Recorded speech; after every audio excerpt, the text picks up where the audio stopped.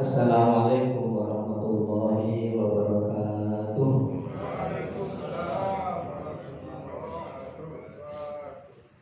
Alhamdulillah,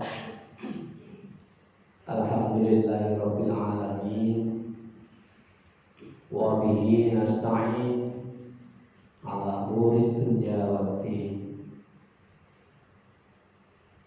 Assalatu wassalamu ala asyrafil anbiya'i wal mursalin Sayyidina wa maulana Muhammadin wa ala alihi wa ashabihi ajma'in. Qala Allah ta'ala fi kitabihil karim, a'udzu billahi minasyaitonir rajim. Bismillahirrahmanirrahim. Alladzi khalaqal mauta wal hayata liyabluwakum ayyukum ahsanu amala wa huwal azizur ghafur. Qala Rasulullah sallallahu alaihi wasallam, ittaqillah haitsu ma kunta wa bi sayyi'atil hasanatan tanhuha wa khaliqin nas bi khuluqin hasan. Sadaqallahul azim wa sadaqa rasulul karim wa nahnu insyaallah min syahidin al-amin. Alhamdulillah, jamaah salat subuh Masjid Al-Furqan Sudirman yang dirahmati Allah. Pada pagi hari ini kita bersama-sama menunaikan sholat subuh berjamaah dalam keadaan sehat walafiat. Mudah-mudahan sholat yang baru saja kita tunaikan diterima oleh Allah Subhanahu wa Ta'ala. Salawat dan salam senantiasa kita aturkan kepada baginda Rasulullah Sallallahu Alaihi Wasallam yang telah mengantarkan kita semua menjadi orang-orang yang beriman. Maka kita wajib mengucapkan syukur juga, berterima kasih kepada baginda Rasulullah Sallallahu Alaihi Wasallam. Saya perhatikan, saya tengok kanan, saya tengok kiri, rata-rata kita rombongan di atas 40 tahun semua. Ya. Jadi kelihatan kalau pengajian di atas 40 itu jamaahnya tuh busuk-busuk.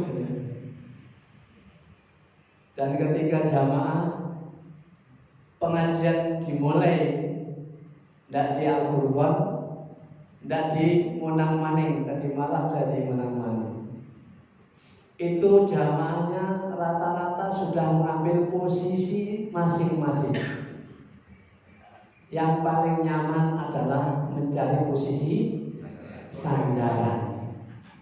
Dan itu ternyata Bapak Ibu sekalian yang dirahmati Allah, oleh Allah sudah disampaikan di dalam Al-Quran. Kita tentunya masih ingat dan kita bisa melihat siapapun yang dilahirkan ke dunia ini pasti dalam keadaan lemah, tak berdaya. Ya, bahkan mata kita itu tidak langsung bisa berfungsi untuk melihat seperti hari ini. Bertahap, hari demi hari, bulan, tahun, dan seterusnya. Usia 0 sampai 7 tahun itu adalah pendidikan yang 100% dimiliki oleh kaum ibu-ibu.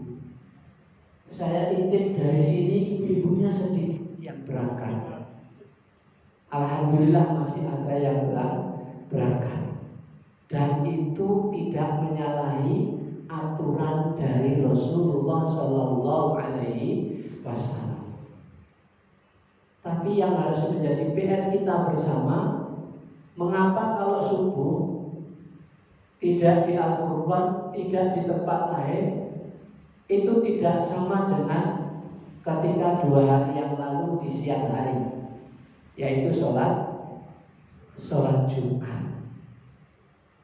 Inilah diantara penyebabnya mengapa umat Islam dijadikan permainan oleh orang-orang di luar Islam. Kalau umat Islam sholat subuhnya hampir sama dengan ketika sholat Jumat, maka umat Islam di seluruh dunia bersatu dan sepakat dan bangun untuk sholat subuh dan penuh. Bahkan pengurus masjid ini akan kesulitan mempersiapkan snacknya atau mungkin nanti nasi kuningnya. Tapi kalau jumlah seperti ini jumlahnya, panitia insya Allah tidak kesulitan karena hampir sama. Maka pesan saya yang pertama, bagaimana masjid yang seindah ini, yang sebagus ini, jamaah subuhnya sama dengan jamaah sholat Jumatnya. Karena apa, jamaah sekalian yang dimuliakan oleh Allah, kalau kita mengaku sebagai umatnya Rasulullah, yang cinta kepada Rasulullah, menjadi PR kita. Makanya ini di awal saya menyampaikan bahwa kalau sholat subuhnya belum sama dengan sholat Jumatnya, berarti selama itu juga umat Islam akan dijadikan permainan-permainan oleh orang-orang di luar sana.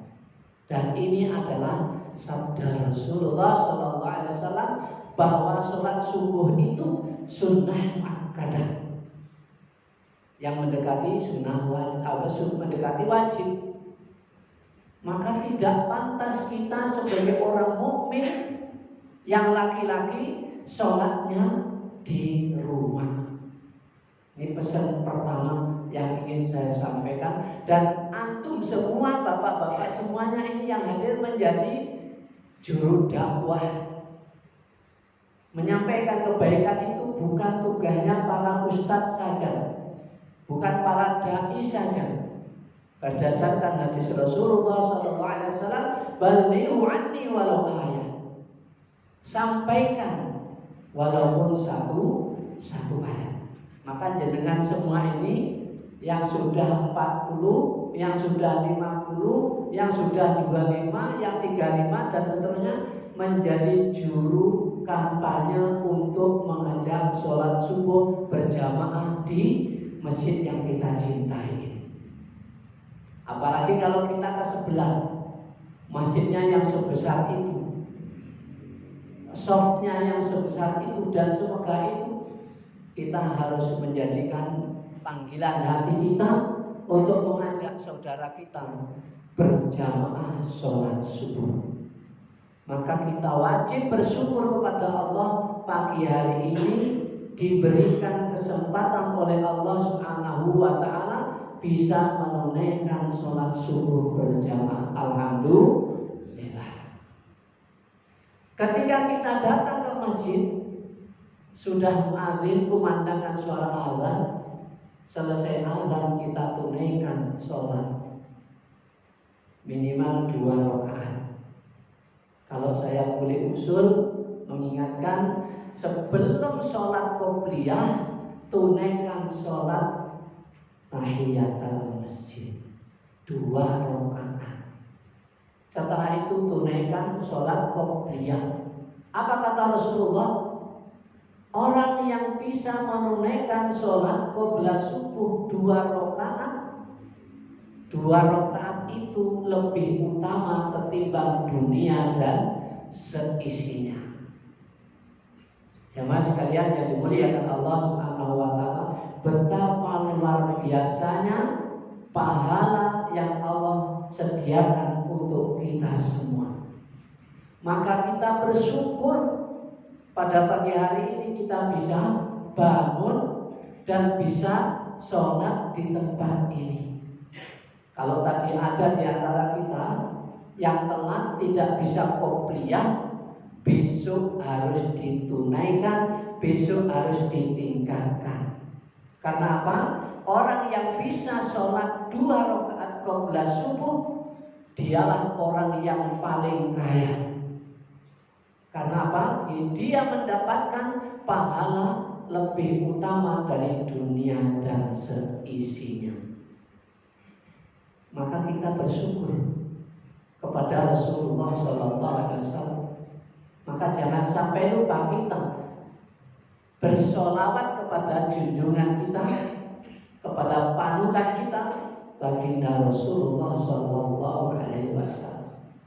Setiap hari jangan lupa bersolawat kepada Rasulullah di luar waktu kita sholat. Kenapa jemaah sekalian yang dimuliakan oleh Allah? Bukti cinta kita kepada Rasulullah jangan terbalik, Pak. Kanjeng Nabi cintanya kepada kita luar biasa, sangat luar biasa. Suatu ketika Nabi mengatakan kepada para sahabatnya, aku sangat rindu bisa berjumpa dengan saudara-saudara. Maka para sahabat mengatakan, ya Rasulullah, bukankah aku ini saudaramu ya Rasulullah? Nabi menjawab, bukan, kalian adalah sahabatku. Saudaraku adalah mereka yang tidak pernah ketemu dengan saya, tidak pernah berjumpa dengan saya, tetapi mereka mengikuti apa yang saya bawakan, apa yang saya sampaikan. Maka mudah-mudahan yang hadir pada sore pagi hari ini, mudah-mudahan kita termasuk saudara yang dirindukan oleh baginda Rasulullah SAW. Allahumma sholli ala Muhammad. Bapak Ibu sekalian yang dimuliakan Allah, kalau kita menceritakan tentang kisah ini, insya Allah kita akan tidak bisa menahan air mata kita. Bisa bayangkan, ketika Rasulullah SAW sudah di ujung hayat beliau, Nabi itu masih mengingatkan kepada kita, ummati, kita dipanggil. Bayangkan, di saat sakaratil maut, Rasulullah SAW masih memanggil kita. Yang diingat itu kita, bukan istrinya, bukan anaknya, bukan para sahabatnya, tapi yang dipanggil adalah kita.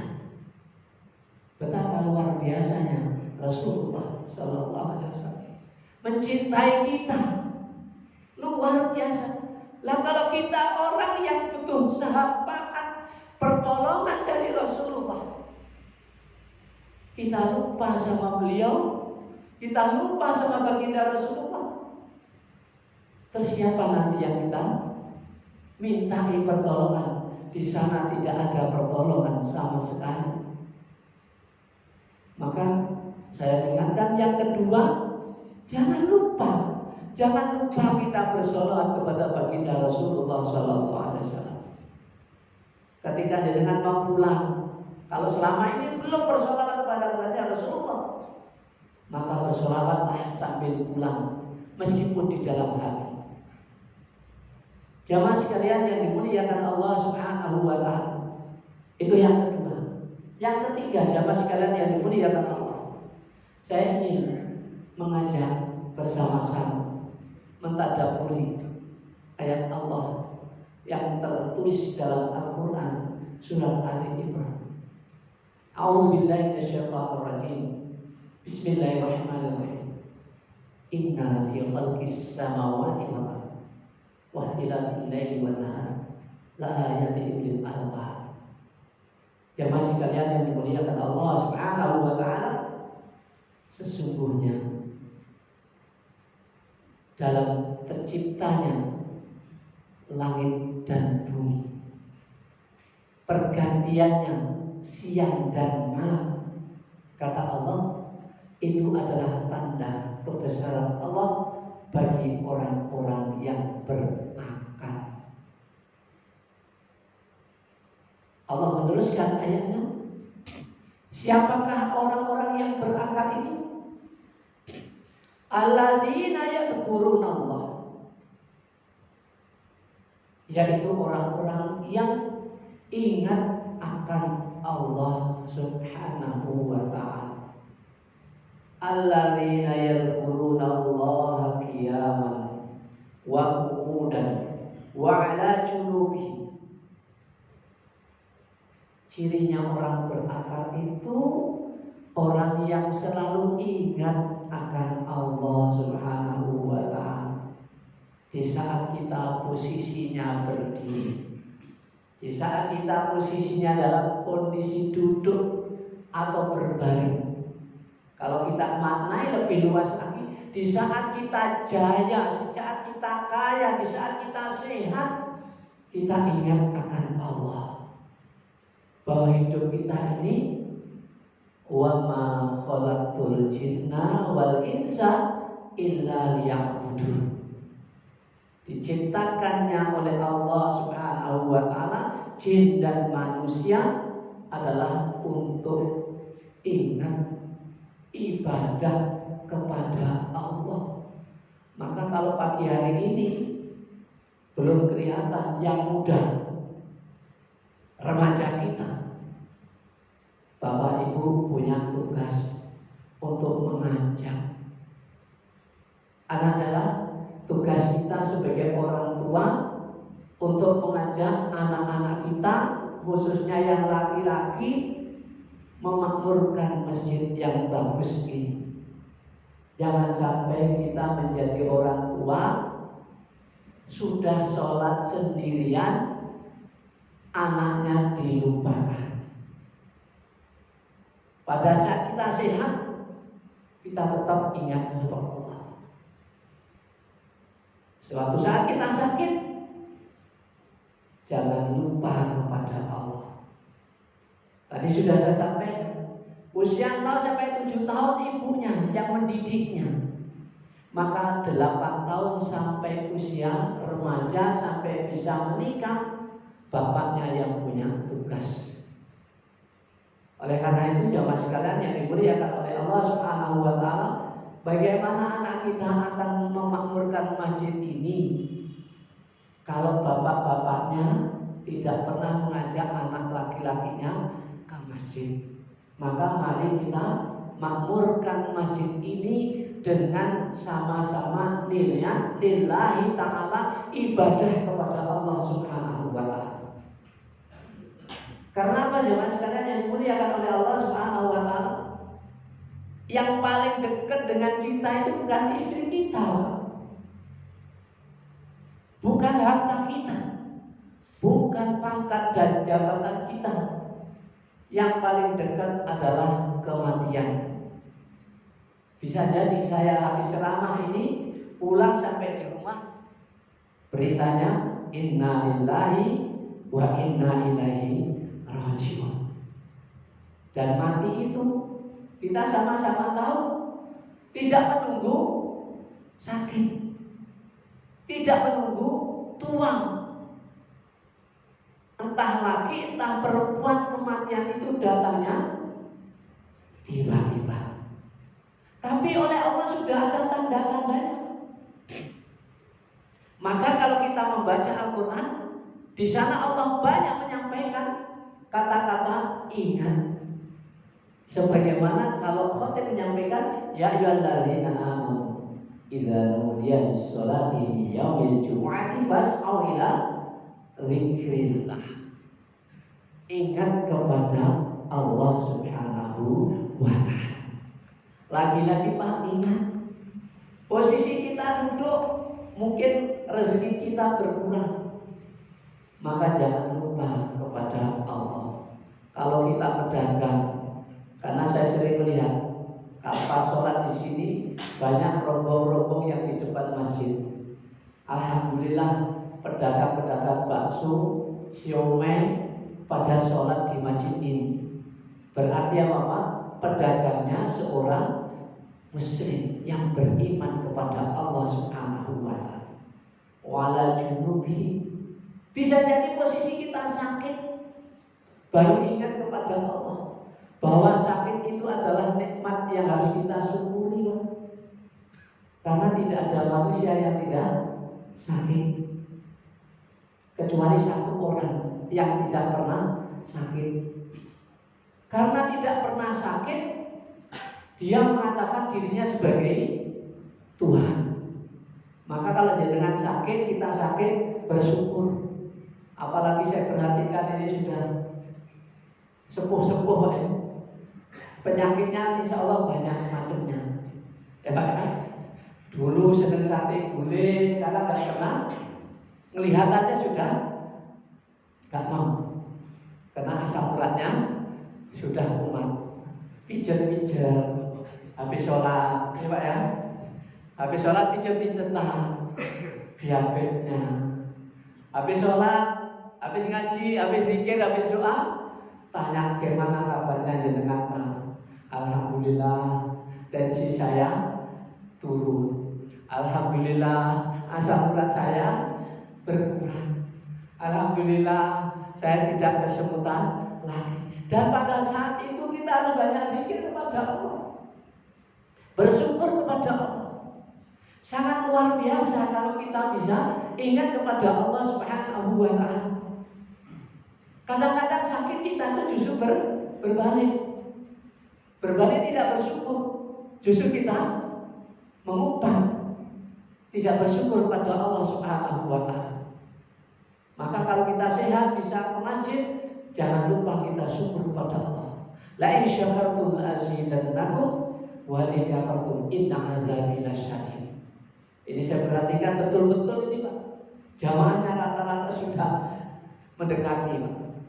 Kalau ada yang sudah asar, ya hampir maghrib, tingkatkan ibadah kepada Allah Subhanahu wa ta'ala. Tidak ada yang mendekati muda, semuanya mendekati tua. Kalau sudah mendekati tua Pak, wa'ala junubi, orang itu sakit hanya dua, kalau nggak sembuh ya terus Pak, bablas angin ini. Inna lillahi wa inna ilaihi rajiun. Kalau sudah demikian, apa kata Rasulullah? Idza mata ibnu Adam inqata amalu illa min talatin. Shadaqatin jariyah, aw 'ilmin yuntafa'u bi, aw waladin shalihin yad'una. Ini dawuhnya Kanjeng Nabi Muhammad SAW, bukan kata saya. Hari ini kita bisa sehat, bisa sholat subuh. Mungkin subuh besok itu tempat kita sudah beda. Mungkin ada yang di jalan pendidikan. Ada yang belum kenal jalan pendidikan Pak? Kalau dari sini kiri jalan, apa namanya Pak? Rumah masa depan. Bisa jadi jenengan duluan, saya belakangan. Khas ya Pak, lahir batin Pak. Bisa jadi saya duluan, jenengan belakangan. Dan kita bersyukur Pak, 2 tahun yang lalu kita dikhawatirkan. Siapa yang gak punya kekhawatiran tingkat tinggi pada saat itu Pak? Semuanya pakai masker, walaupun tidak ada tulisan, ya kan? Ketakutannya dengan COVID-19 itu sangat luar biasa. Kata orang Jawa, ini sampai hari ini loh masih diberi sehat, juga masih malas beribadah kepada Allah Subhanahu wa ta'ala. Masya Allah. Harus kita ingat kembali Pak, bahwa kita diberi perpanjangan umur oleh Allah Subhanahu wa ta'ala. Jangan kita sia-siakan umur kita. Bisa jadi hari ini kita masih diberi kesempatan oleh Allah Subhanahu wa ta'ala. Karena sholat kita belum memenuhi kuota untuk sahur, untuk bekal menuju Allah Subhanahu wa ta'ala. Kebanyakan kita masih banyak dosa kita, bisa jadi. Atau mungkin karena kita itu sadarnya beberapa bulan yang lalu, beberapa tahun yang lalu, maksiat kita tahun-tahun yang lalu masih banyak. Gak ada yang tahu. Allah berikan kesempatan sampai hari ini kok masih tidak digunakan dengan sebaik-baiknya untuk beribadah kepada Allah Subhanahu wa taala. Padahal kalau sudah mati kata Rasulullah, in qata'a amalu illa min thalasin, semua terputus. Tidak ada tambahan lagi, terputus. Kecuali jenengan mau sholat subuh, ada kotak infak, dimasukkanlah seberapa duit kita. Atau ilmu yang bermanfaat kata Rasulullah. Mendengarkan ceramah subuh seperti ini, ada yang nyantol di akal pikiran jenengan, di hati jenengan, diamalkan Pak, menjadi ilmu yang bermanfaat. Luar biasa Pak. Awaladin soleh yad'ulah, anak soleh yang mendoakan kedua orang tuanya. Mari kita, kalau pengajian kuliah subuh semacam ini hanya didengar dan didengar, percuma kita pengajian. Harus meningkat ibadah kita kepada Allah Subhanahu wa taala. Zikir kepada Allah di mana saja. Sebagaimana Rasulullah katakan, ittaqillaha haitsu ma kunta wa bi'is sayyi'atal hasanata tamhuha wa khaliqin nas bi khuluqin hasan. Takwa itu Pak, tidak hanya di dalam masjid. Hai sumakunta, dimanapun kita berada, kita senantiasa ingat kepada Allah. Kita yang pejabat di kantor, ingat mau nandatangani surat ini harus dibaca Pak. Jangan sembarangan. Kalau kita sebagai pimpinan, kita harus betul-betul perhatikan ini ada maslahatnya atau tidak. Karena semua yang kita lakukan, semua yang kita kerjakan akan diminta pertanggungjawaban di hadapan Allah Subhanahu wa taala. Dan ayatnya itu setiap malam Jumat kita baca. Surat Yasin. Nanti jangan buka di ayat yang ke-65. Mudah-mudahan saya tidak salah menyebutkan ayatnya. Al-yauma nahtimu ala afwahihim wa tukallimuna aydihim wa tashhadu arjuluhum bima kanu yaksibun. Nanti dikumpulkan oleh Allah semuanya di padang mahsyar. Tidak ada perlindungan kecuali dari Allah Subhanahu wa taala. Panasnya luar biasa. Semua mempertanggungjawabkan apa yang dikerjakan di dunia ini. Hari ini kita masih diberi lisan kita, mulut kita bisa berbicara. Sebenarnya dia ngomong A, di sana ngomong B, di sana ngomong C, di ngomong sana D, dan seterusnya dan seterusnya. Bisa Pak kita berbohong kepada orang lain, tapi ketika di hadapan Allah Subhanahu wa taala, nahtimu ala afwahihim, mulut kita dikunci Pak. Tidak bisa berbicara. Yang berbicara apanya? Wa tukallimuna aydihim. Ini Pak, yang laporan sama Allah, bukan mulut lagi Pak. Yang ngomong ini Pak, tangan kita. Wa tashhadu arjuluhum, dan kaki yang akan menjadi saksi. Umur 35 tahun sampai ngapain, di sana dicatat semuanya oleh Allah. Dan hari ini kita bisa buktikan Pak, sampai nyimpen di HP itu insya Allah ukurannya segini Pak ya, kurang lebih. Ini bisa menyimpan nomor kontak lebih dari 3.000 Pak. Saya memanggil namanya, mohon maaf, misalnya namanya Pak Haji Usman, keluar Haji Usman Al-Furqan Sudirman. Bagaimana kalau malaikat-malaikat Allah yang mencatat amal ibadah kita sejak akhir balik sampai kita meninggal dunia? Gak ada yang terlewatkan Pak. Maka kalau kita bermaksiat kepada Allah Subhanahu wa taala, stop. Kalau gak bisa di stop, dikurangi lah Pak. Kenapa? Manusia tempatnya kita banyak salah. Meskipun kita banyak salah, banyak dosa, Allah masih memberikan pintu ampunan kepada kita. Itu pesan yang ketiga. Bapak Ibu sekalian yang dirahmati Allah Subhanahu wa taala, supaya kita senantiasa dekat ingat kepada Allah Subhanahu wa taala, ayo kita budayakan rajin membaca Al-Qur'an. Iqra'ul Qur'an fa innahu ya'ti yaumal qiyamati syafi'an li ashabi. Bacalah Al-Qur'an.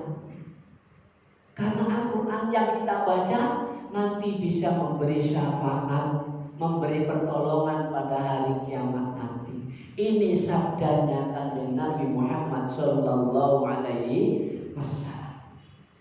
Siapa di antara kita yang belum rajin membaca Al-Qur'an?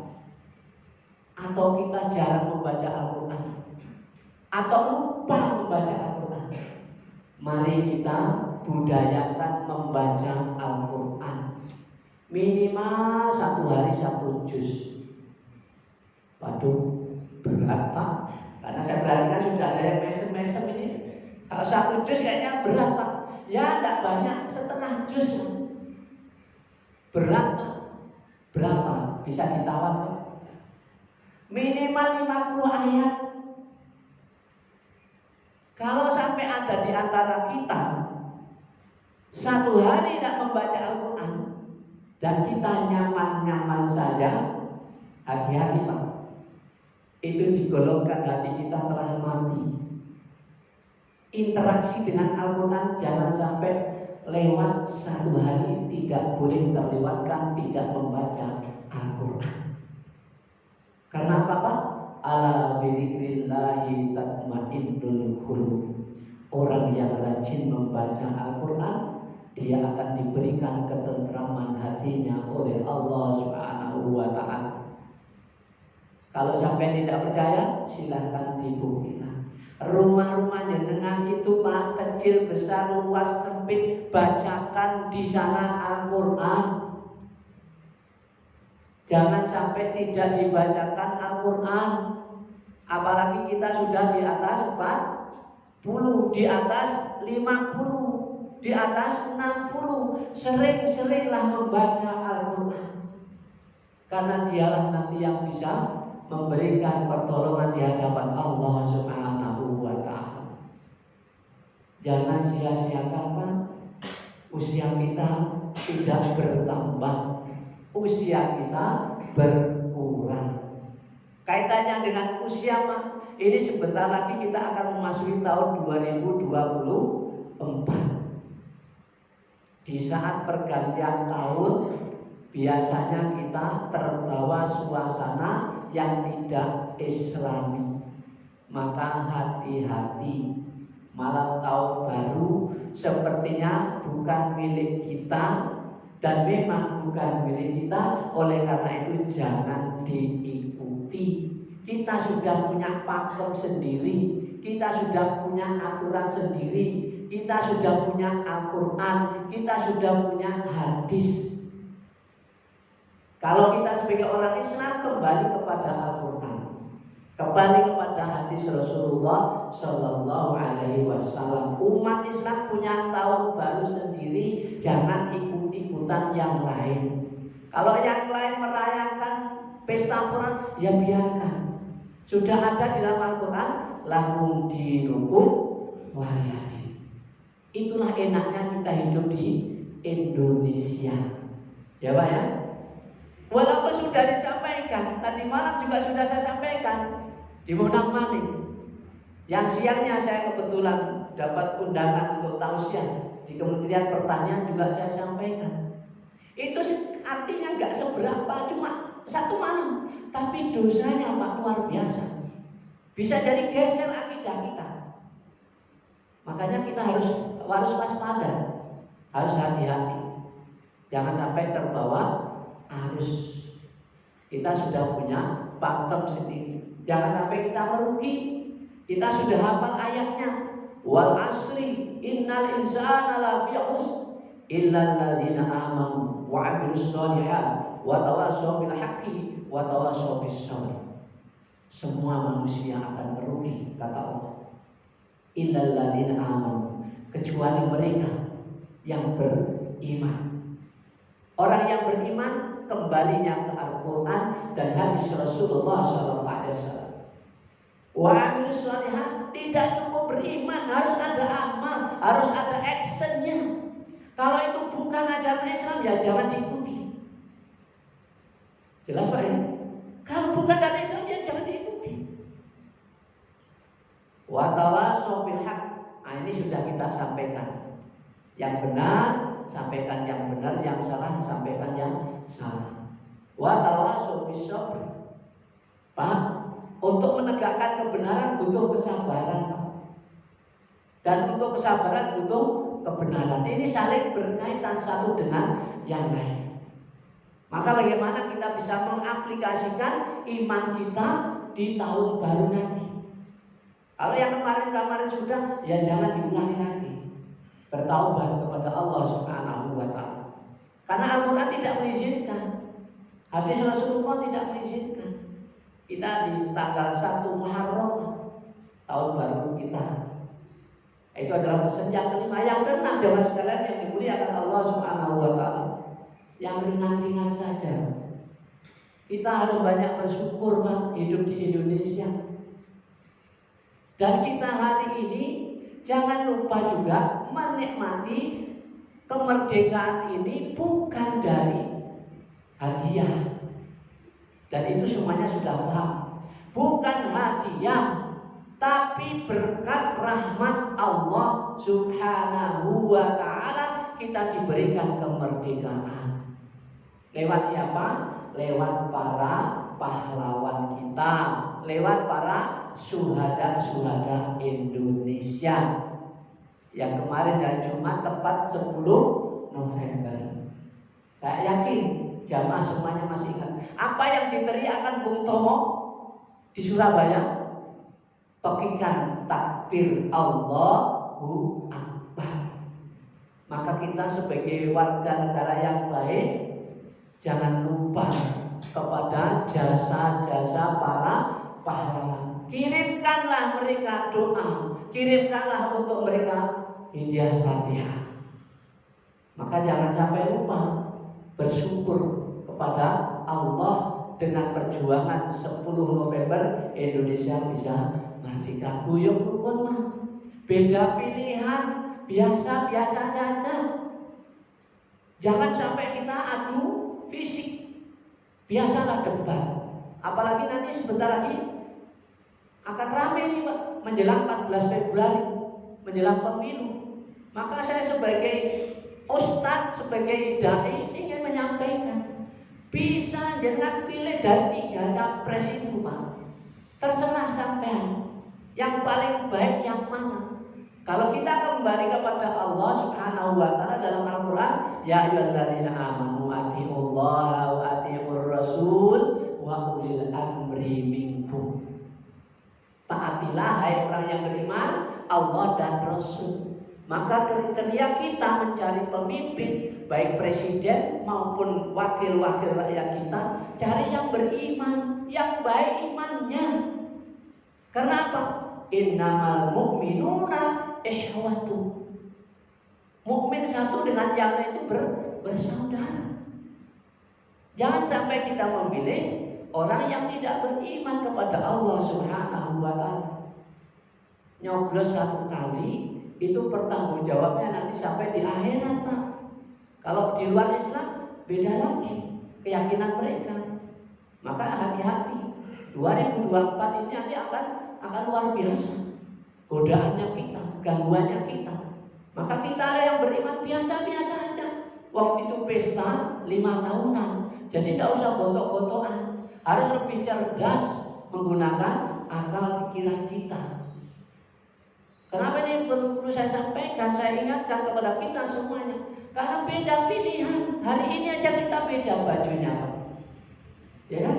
Ada yang coklat, ada yang putih, ada yang hitam, ada yang hijau, ada yang batik. Itu menunjukkan bahwasanya perbedaan itu rahmat dari Allah Subhanahu wa Ta'ala. Jangankan sampai pemilihan, Pak. Di dalam agama kita beda ini juga rahmat. Misalnya kalau jenengan jadi makmum, imamnya pakai kunut, sampai tidak pernah kunut, ya jangan sampai tidak kunut, ikuti imam. Karena namanya makmum. Jangan malah habis sholat lagi, sholat subuh 2 kali sudah berjamaah. Di tempat lain ada, di sini alhamdulillah tidak ada. Dan banyak Pak jamaah yang sudah masuk ke Bali, mereka sangat terkesan dengan perbedaan guyub rukunnya di Denpasar ini luar biasa. Saya pernah ditanya, Pak Rosid kunut enggak kalau sholat subuh? Saya jawab tergantung. Maksudnya, ya kalau saya imam, saya tanya dulu kepada jamaah, di sini pakai kunut atau tidak? Kalau jamaah mengatakan biasanya kunut Pak, pakai kunut. Kalau jamaah mengatakan, Pak di sini tidak pernah kunut Pak, jangan pakai kunut, biar tidak membuat masalah dengan jamaah. Ini Imam Syafi'i dan Imam Malik sudah mengajarkan kepada kita Pak. Jadi kalau kita ngaji, ada tambahan ilmu, diamalkan. Jangan seperti zaman saya dulu, imamnya disuruh jadi imam, ternyata imamnya sakit, ada badal imam. Imam jamaahnya mengatakan yang menjadi, saya tidak mau. Kalau tarawih cuma 11, saya mau jadi imam kalau 23 rakaat. Akhirnya jadi sholat enggak Pak? Berantem Pak.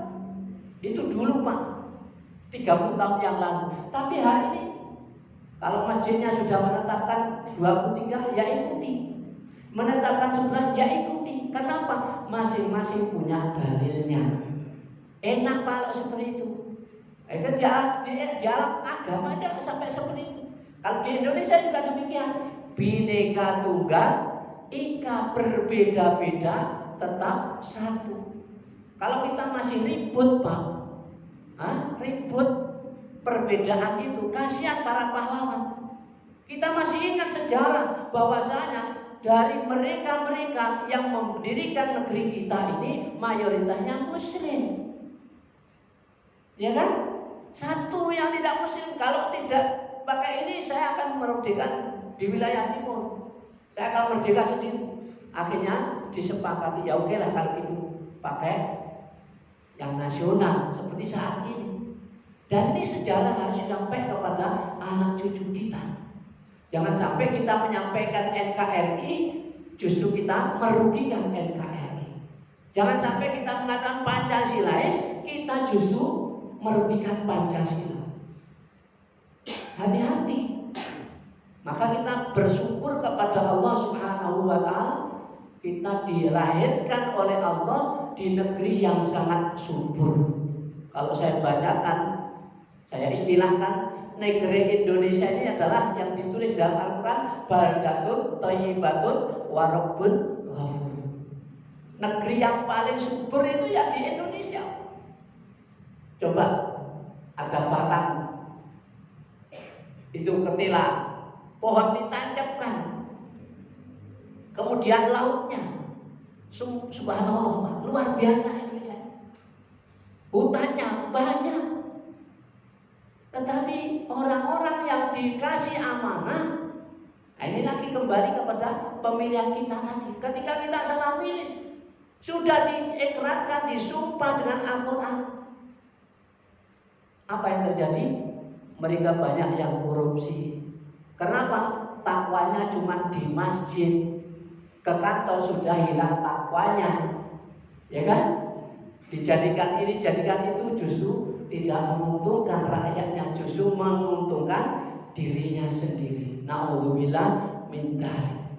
Padahal Al-Quran sudah menyampaikan kepada kita, dan ini tugas kita. Maka jangan sampai nanti sampai itu cuma dikasih sarung sama uang 100.000, pilihan sampai geser.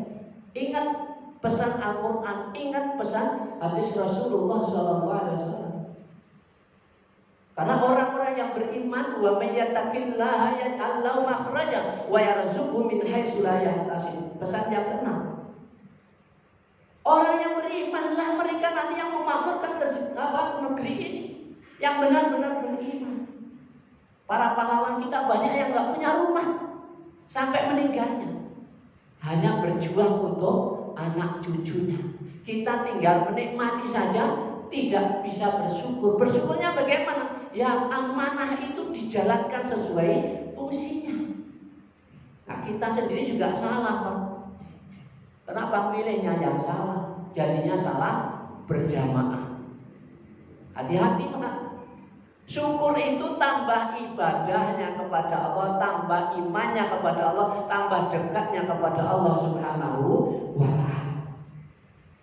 Jamaah sekalian yang dimuliakan Allah, di dalam Al-Quran juga ditulis oleh Allah, walau anna ahlal qura amanu wattaqau la fatahna 'alaihim barakatin minas sama'i wal ardh walakin kadzabu fatanna bima kanu yaksibun. Apa kata Allah? Sekiranya penduduk suatu negeri benar-benar beriman dan bertakwa kepada Allah, la fatahna 'alaihim barakatin minas sama'i wal ardh. Allah akan buka pintu keberkahan langit dan bumi. Masya Allah, Pak. Kurang apa, Pak? Kalau kembali kepada Al-Quran, semuanya terjawab. Kenapa hari ini kita seperti hari ini?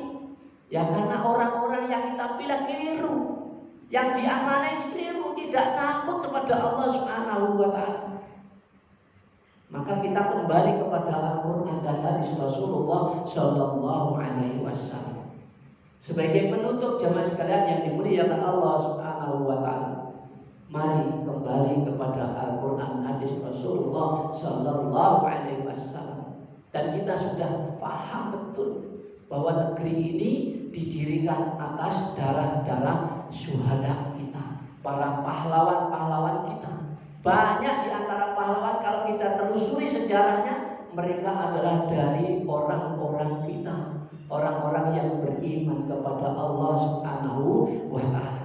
Kita di Bali, Pak, ada Kampung Kepaun. Kalau kita telusuri juga tidak sedikit andilnya umat Islam untuk kemerdekaan di Bali. Oleh karena itu, sebagai umat Islam, maka kita harus bisa menjadi tauladan yang lebih baik dari umat-umat yang lain. Tidak boleh kita merasa paling baik, tapi mari kita memberikan contoh yang lebih baik daripada mereka. Apa yang disampaikan oleh Rasulullah? Orang yang beriman kepada Allah Subhanahu wa ta'ala, dia akan menjadi tauladan dimanapun dia berada. Wadbi'is sayyi'atal hasanata, kalau keliru-keliru diperbaiki. Wa khaliqin nas bi khuluqin hasanin. Kalau kita punya akhlak yang baik, punya adab yang baik, punya tata krama yang baik, tutur kata yang baik, dimanapun kita berada, pasti akan dijaga oleh Allah Subhanahu wa ta'ala. Yakinlah, Pak, ketika jenengan kita baik hubungan kita kepada Allah, sudah pasti baik hubungan dengan sesama manusia. Hablum minallah wa hablum minan nas. Demikian jamaah sekalian yang dimuliakan Allah yang bisa saya sampaikan, mudah-mudahan ada manfaatnya. Kurang dan lebihnya mohon dimaafkan. Wassalamualaikum warahmatullahi